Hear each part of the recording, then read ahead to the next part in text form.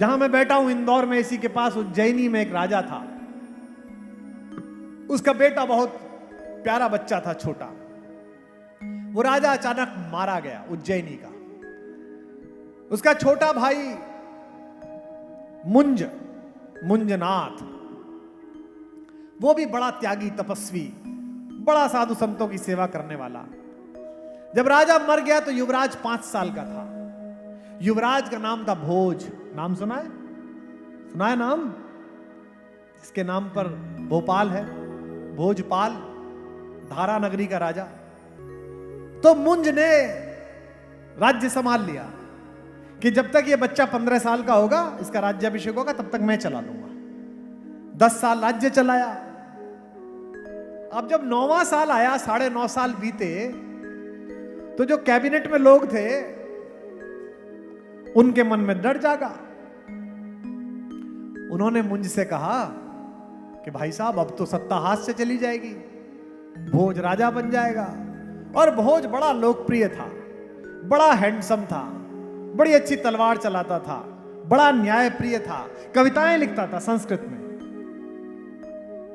मुंज के मन में लोभ आ गया, ओनरशिप। ये पृथ्वी मेरी है, मैं कैसे दे दूं? आप कहते हो ना ये 2000 का नोट मेरा है। अरे भाई साहब, आपका है ही नहीं। आप बाजार सामान लेने गए, आपने उससे कहा कि 2000 रुपए की ये चीज दे दे, मिठाई दे दे। आपने 2000 रुपए दिए, उसने मिठाई दे दी। कहां है नोट? गया। हाथ में क्या है? मिठाई। मिठाई उसके पास थी, जिसका ओनर वो था। अब उसके हाथ में क्या है? नोट। और आपके हाथ में क्या है? मिठाई। ये दुनिया सांसों के एक्सचेंज पे चल रही है और आप कह रहे हैं कि मैं सांसों का मालिक हूं, इसकी ओनरशिप ले लूंगा। हो ही नहीं सकता। मुंज के मन में लोभ आ गया कि सत्ता तो मेरे ही पास रहनी चाहिए। यही लोभ है कि जिस बच्चे को कभी खिलाया होगा शाहजहां ने अपनी गोद में, उसी औरंगजेब ने अपने बाप को बंद रखा। सोच के देखिए। यही लोभ है जिसमें अखबार में खबर छपती है कि संपत्ति विवाद में सोते समय 2 बेटों ने बाप को कुल्हाड़ी से काट दिया। यही ओनरशिप का लोभ है जिसमें दांपत्य संबंधों में, पारिवारिक संबंधों में एक दूसरे की हत्याएं की जा रही है। मैं जो सुना रहा हूं, आज के बाद आपके मन का प्रोसेस बदल जाए तो किसी और का प्रोसेस बदलने की कोशिश करना। मुंज ने कहा कि अच्छा ऐसा करो, इसको मार देते हैं। उसने अपने सबसे विश्वास पात्र सेनापति को बुलाया और कहा कि तू ना राजकुमार को जंगल ले जा, शिकार खेलने के बहाने। और वहां जब राजकुमार अकेले हो, निहत्ते हो, तो तलवार से उनका सिर काट देना और मुझे तलवार लाके दिखाना। सेनापति को समझ में नहीं आया। उसने कहा ये मेरी आज्ञा है, मैं राजा हूं, जा। सेनापति चला गया। जब जंगल में गए तो सेनापति के माथे पर पसीना आने लगा। सात्विक लोगों को देखकर बुरे विचार अक्सर पसीने से भर जाते हैं। तो भोज ने पूछा कि इतने घबराए हुए क्यों लग रहे हो?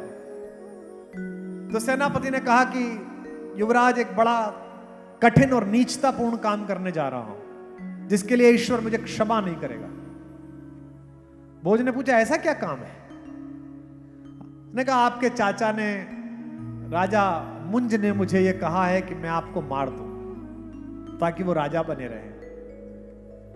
तो भोज घोड़े से नीचे उतर गए और घुटनों के बल बैठ गए और कहा कि अगर राजा ने आज्ञा दी है तो राजा आज्ञा पूरी कर।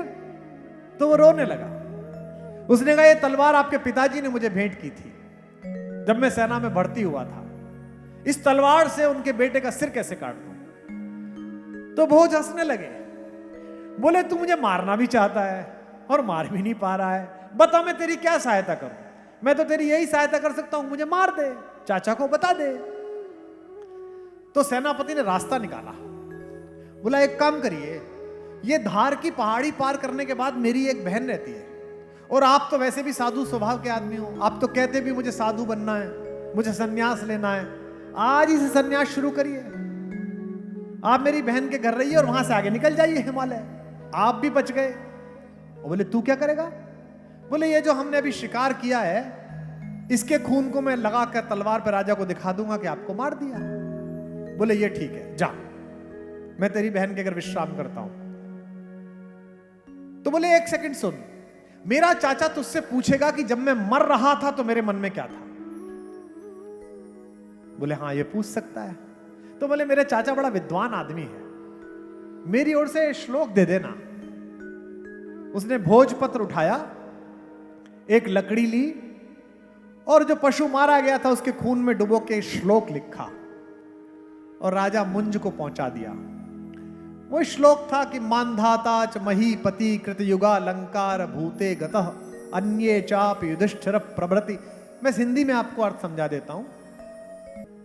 भोज ने लिखा कि अरे चाचा जी, एक राजा हुए मानधाता, वो भी खाली हाथ चले गए। एक हुए इक्ष्वाकु, वो भी ऐसे ही चले गए। युधिष्ठिर आए, उन्होंने पृथ्वी जीती, वो भी ऐसे ही चले गए। बट ये सब निकम्मे राजा थे, ये बहुत बेकार लोग थे, ये सब मरे, इनके साथ जमीन नहीं गई। आज मुझे पहली बार यकीन हो गया चाचा जी, जब आप मरोगे तो पृथ्वी आपके साथ जाएगी, तय बात। मुंजत्वयाम यास्यति, हे मुंजे तुम्हारे साथ जाएगी। चाचा ने श्लोक पढ़ा और रोने लगा। ने कहा हाय राम, ये क्या हो गया, देवता जैसा भतीजा मार दिया। और कहने लगा मुझे उस जगह ले जाओ जहां मेरे भतीजे पर तूने तलवार चलाई।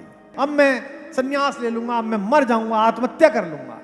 तो सेनापति हंसने लगा, बोला मुझे पता था आप ऐसा ही करोगे, और मुझे पता था कि आप मन के बुरे नहीं हो। आपके चारों तरफ जो लोग हैं वो मन के बुरे, उन्होंने आपकी बुद्धि भ्रमित की है। कैकेयी बुरी नहीं है, मंथरा बुरी है।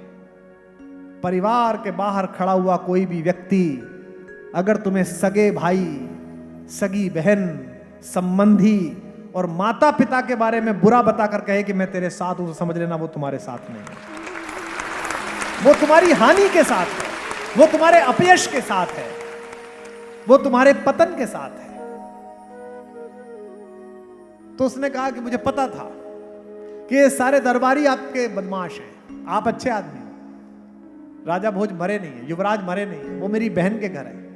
राजा ने घोड़ा निकाला, दौड़ाता हुआ धार के पर्वत पार करता हुआ गया और भोज के पास चरणों में लिपट के रोने लगा। भोज ने चाचा को उठाया और गले लगाया और कहा चाचा क्या बात हो गई, आपकी इच्छा अनुसार तो मैं साधु बनना चाहता हूं। उसने कहा नहीं, यह संभव नहीं है, साधु तो मैं ही बनूंगा, अब तू राजा बनेगा। और मुंज अप्रतिम साधु के रूप में विख्यात हुए और भोज यशस्वी राजा के रूप में। इस कहानी का मतलब क्या है, जब तक इस संपत्ति को, इन संबंधों को, इन जगहों को कस्टोडियन मान के इनकी सेवा करोगे, ये तुम्हें वापस पलट कर देंगी। जिस दिन इनके ओनर बन जाओगे उस दिन सब हाथ से छूट जाएगा, सब चला जाएगा, ओनरशिप चला जाएगा।